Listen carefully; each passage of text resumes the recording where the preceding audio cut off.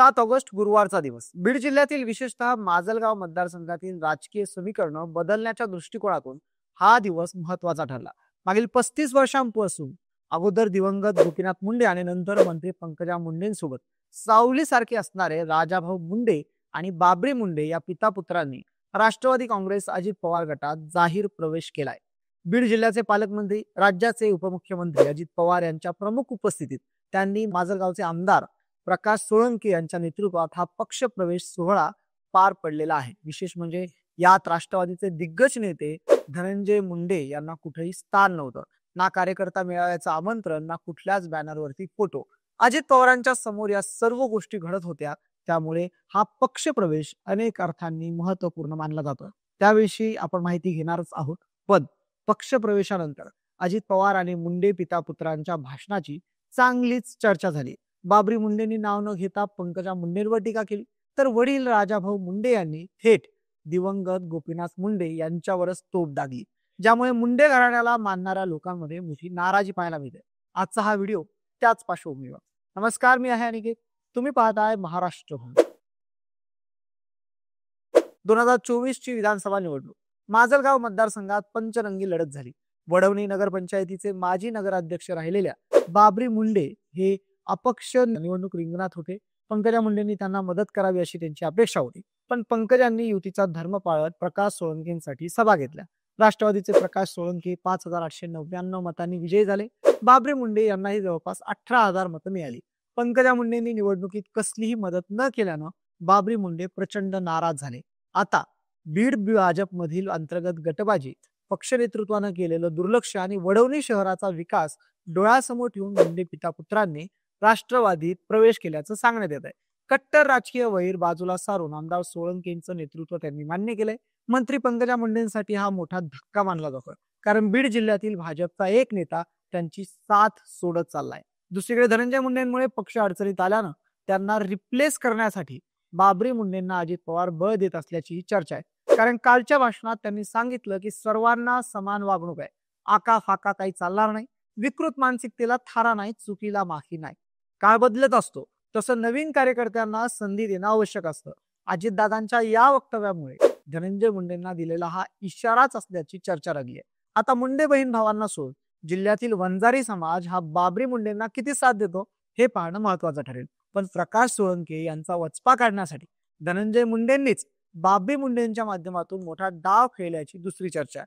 त्यामुळे भविष्यात प्रकाश सोळंके यांनाच पर्याय म्हणून बाबरी मुंडे पुढे येतील का, यावरूनही वेगवेगळे अंदाज वर्तवले जातात. तर प्रकाश सोळंके यांचे पुतणे आणि युवा नेते जयसिंग सोळंके यांना देखील हा पक्ष प्रवेश फारसा रुचलेला दिसत नाही. जयसिंग सोळंके यांचा वडवणीत एक स्वतंत्र गट आहे, पण आता या गटाला बाबरी मुंडे यांच्या पक्ष प्रवेशाचे ग्रहण लागण्याची शक्यता आहे. जयसिंग सोळंके आणि बाबरी मुंडे हे एकत्र काम करतील का, हा खरा प्रश्न आहे. आणि त्यामुळे आगे आगे देखो होता है क्या, एवढंच आपण सध्या म्हणू शकतो. म्हणजे आता वळूयात मुख्य महत्वाच्या मुद्द्याकडे, म्हणजेच कालच्या कार्यक्रमातील राजाभाऊ मुंडे यांचं झालेलं भाषण. त्यात त्यांनी पंकजा मुंडेंना आत्मपरीक्षण करण्याचा सल्ला तर दिलाच, पण शिवाय ज्या गोपीनाथ मुंडेंच्या छत्रछायेत ते वाढले, ज्या गोपीनाथ मुंडेंनी त्यांना सगळं काही दिलं, राजाभाऊ मुंडेंनी त्यांनाही सोडलं नाही. ते भाषणात म्हणाले, विरोधी पक्षात असताना देखील मुंडे साहेबांच्या खांद्याला खांदा लावून आम्ही काम केलं. अनेक संकट आली, अनेक विचार आले, पण आम्ही साहेबांची साथ सोडली नाही. घर फुटलं, धनंजय मुंडे बाजूला गेले, मात्र आम्ही ठाम राहिलो.